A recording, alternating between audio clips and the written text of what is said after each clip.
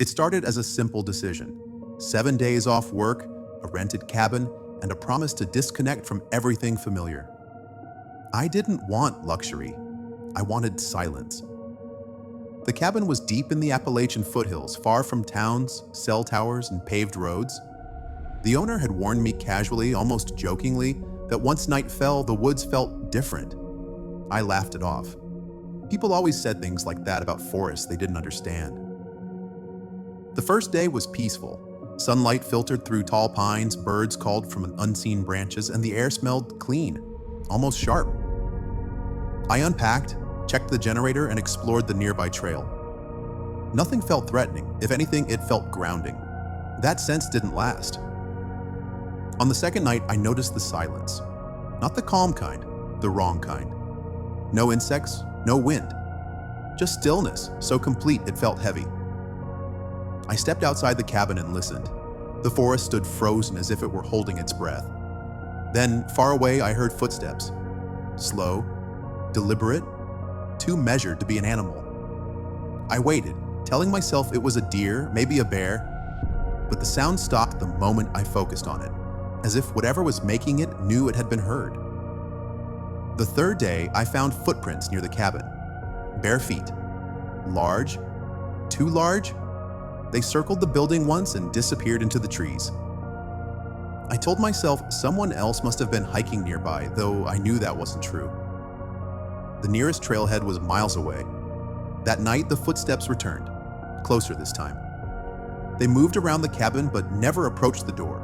No scratching, no knocking, just pacing, back and forth, for hours. I didn't sleep. By the fourth day, paranoia set in. Every shadow seemed longer.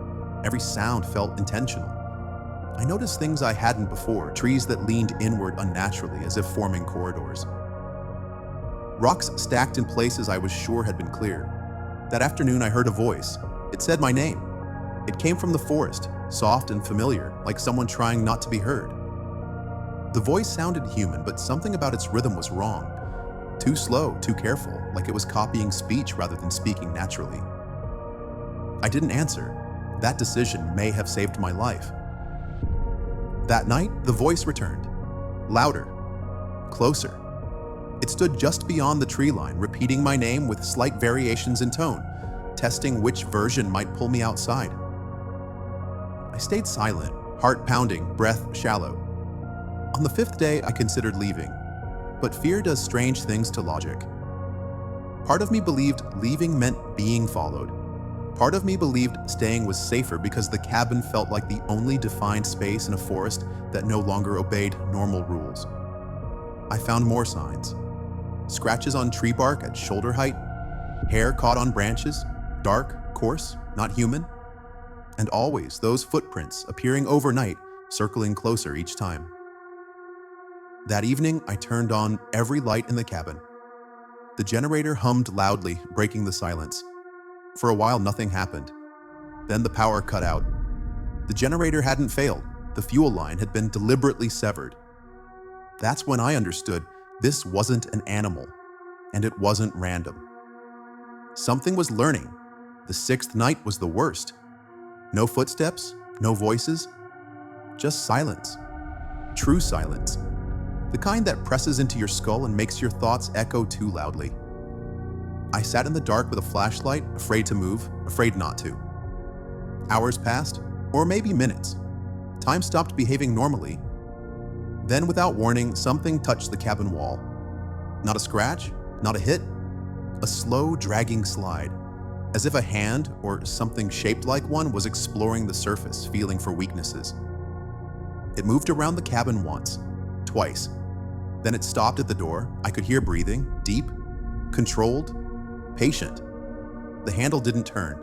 The door didn't move. It just waited. I don't know how long it stayed there. I only know that at some point, exhaustion pulled me into unconsciousness. When I woke up, it was morning. The seventh day arrived quietly, like nothing had happened. Sunlight poured through the windows. Birds sang again. The forest looked normal, beautiful even. But the lesson had already been carved into me. I packed without hesitation. As I loaded the car, I noticed something new carved into a tree near the cabin. Symbols. crude but deliberate, a pattern that didn't mean anything yet felt intentional in a way language couldn't explain, a warning or a signature. I drove away without looking back.